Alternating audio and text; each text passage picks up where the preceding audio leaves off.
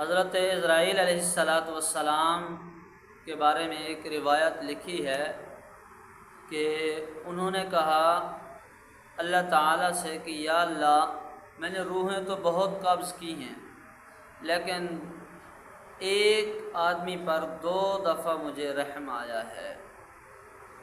وہ کیسے آیا ہے تو سنیے، ہم چلتے ہیں اس واقعے کی طرف کہ ایک بچہ پیدا ہوا اس وقت جب اس کی ماں کشتی میں سفر کر رہی تھی، اور کشتی جس دریا میں تھی اس میں سمندر میں طوفان آیا۔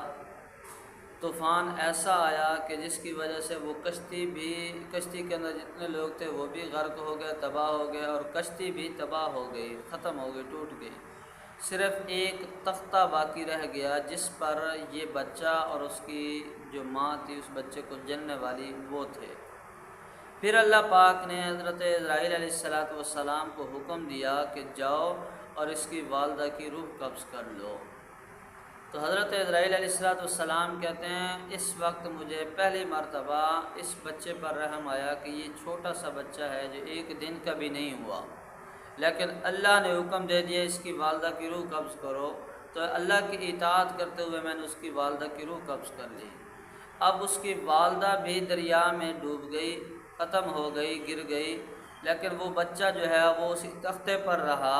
وہ تختہ چلتا چلتا ایک جگہ جا پہنچا، وہاں مچھیرے مچھلیاں پکڑ رہے تھے۔ ایک شخص مچھلی پکڑنے والوں میں انتہائی غریب تھا، بے اولاد تھا، تو اس نے کہا کہ میں اس بچے کو لے لیتا ہوں، اس کی پرورش کروں گا اور اس کو اپنا بیٹا بنا لوں گا۔ تو اس شخص نے اس کو لیا، اس کی پرورش کرتا رہا، تھوڑا سا بڑا ہوا تو ایک مرتبہ وہ راستے میں کھڑا ہے اور ایک لشکر جو ہے وہ آ رہا ہے، تو وہ اس کی طرف دیکھنے لگا، اور لشکر میں ایک شخص تھا جس کو سرما ملا کہیں سے، اور وہ سرمے کو پرکھنا چاہتا تھا، ٹرائی کرنا چاہتا تھا کہ آیا یہ سرما صحیح ہے، اس میں کسی قسم کی کوئی چیز ملی ہوئی تو نہیں ہے۔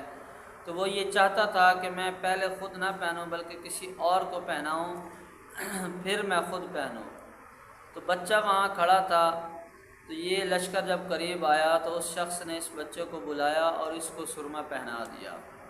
جب اس کو سرما پہنایا تو اس سرمے میں خاصیت اللہ نے یہ رکھی تھی کہ اس کی وجہ سے، اس کے پہننے سے جو پہننے والا تھا اس کو زمین کے خزانے نظر آنے لگتے تھے۔ جب اس بچے نے پہنا تو اس کو بھی زمین کے خزانے نظر آنے لگے۔ اس نے اب چالاکی کی، اس نے شور مچانا شروع کر دیا، جس کی وجہ سے وہ پہنانے والا بندہ جو تھا وہ ڈر گیا کہ کہیں اس سرمے کی وجہ سے اس کی آنکھ تو ضائع نہیں ہوگی جس کی وجہ سے یہ چیخ رہا ہے، چلا رہا ہے۔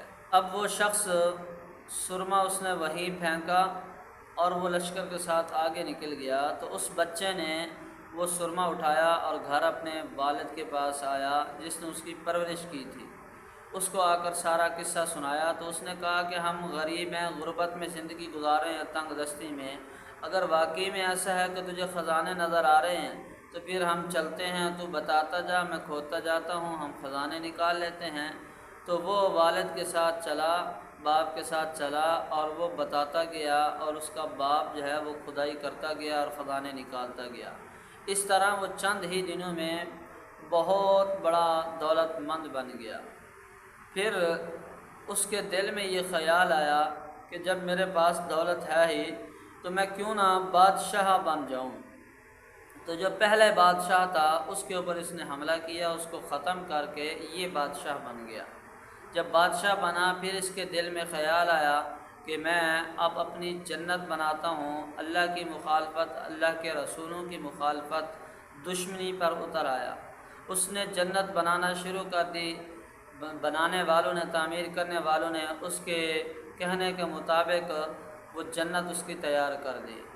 پھر ایک دن اس کو بتایا گیا کہ کل آپ کی جنت کا افتتاح ہے۔